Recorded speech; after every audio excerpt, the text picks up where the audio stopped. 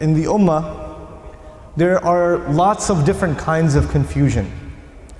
And we see the world around us and we think about the realities around us, whether they are political realities or social realities or economic realities, or they are realities in regards to our own life, and we have to figure out what it all means. We have to make sense of things like the news, or we have to make sense of our own challenges in our lives. But I feel more and more that we actually don't look at reality around us through the Book of Allah. In other words, the best way to understand reality is to understand certain concepts from Allah subhanahu wa ta'ala.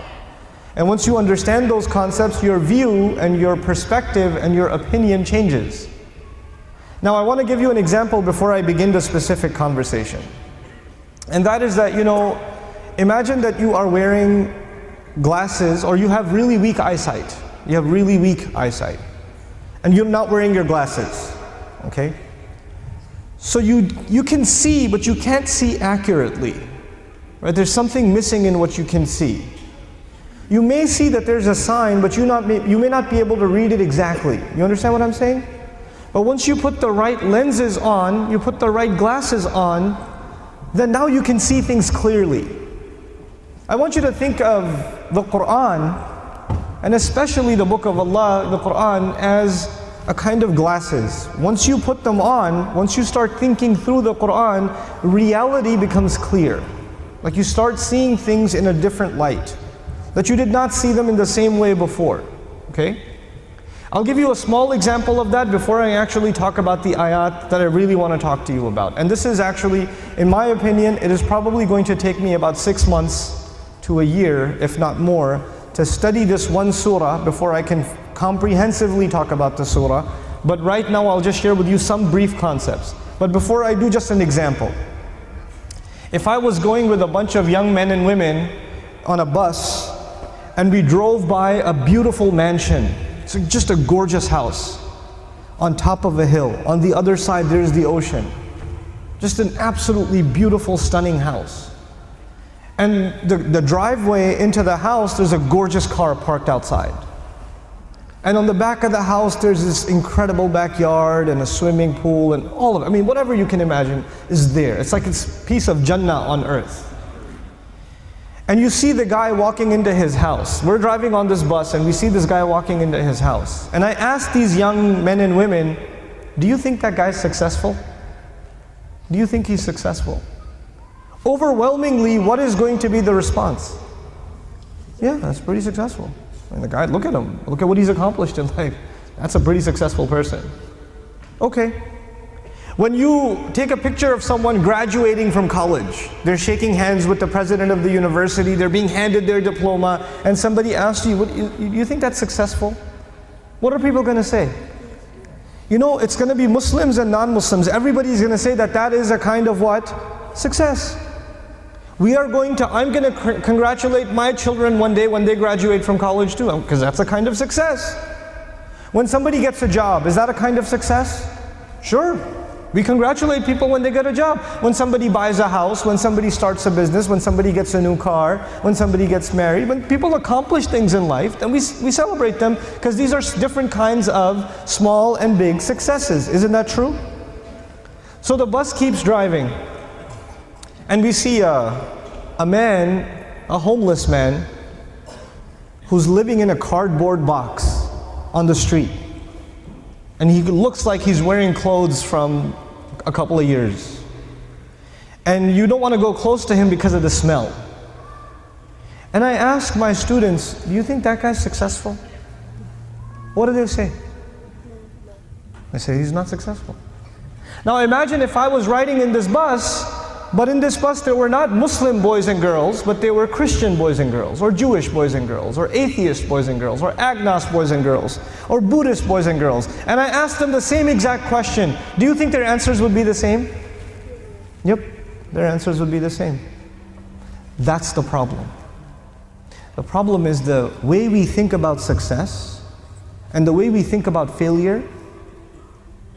For Muslims, it's supposed to be different. All human beings can see it a certain way, that's fine.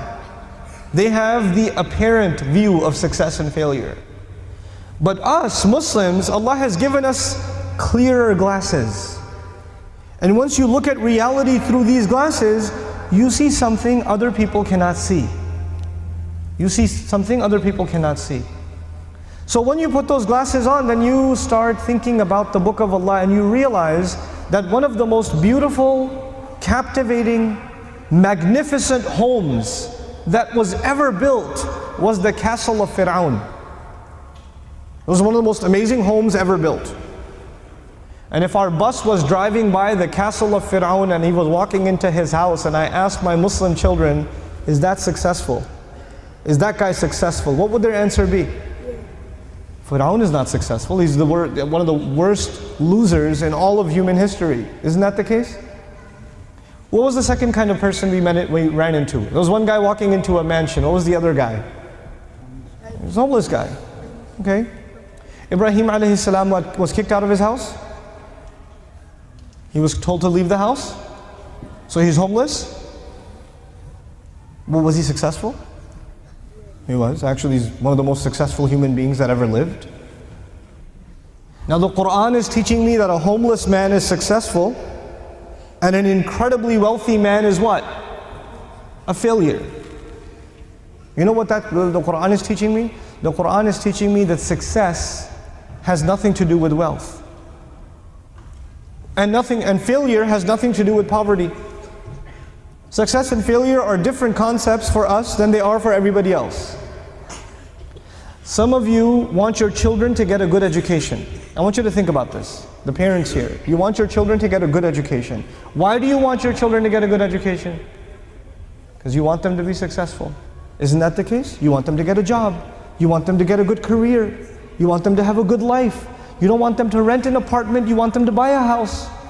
You want them to go into a good paying profession. You want them to become a lawyer or a doctor. You want them to become an engineer. You know, this is what you want for your kids. You want them to have a good life. Now tell me, sometimes we send our children to school and we send them to a different country or we send them to a different state or a different city. And even before our children left our home to go to these schools, you already notice that they are starting to disobey you. They're becoming disobedient to you. They're becoming less and less and less mindful of their prayer.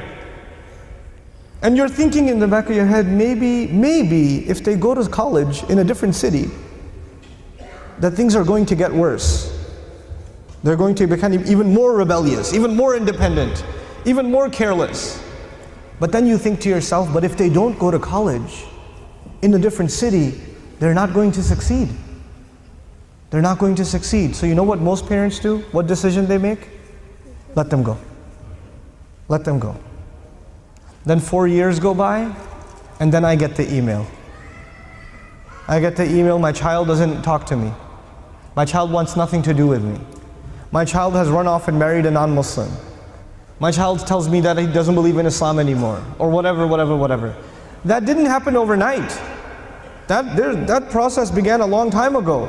But you know what? Even the concerned Muslim parent, maybe they didn't think about success and failure for themselves and for their child clearly enough to make the right kinds of decisions.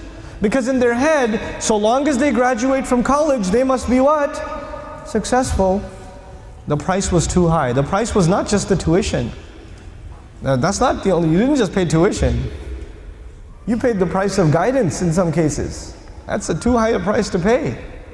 There's a lot of serious things for us to think about as families when we make our decisions.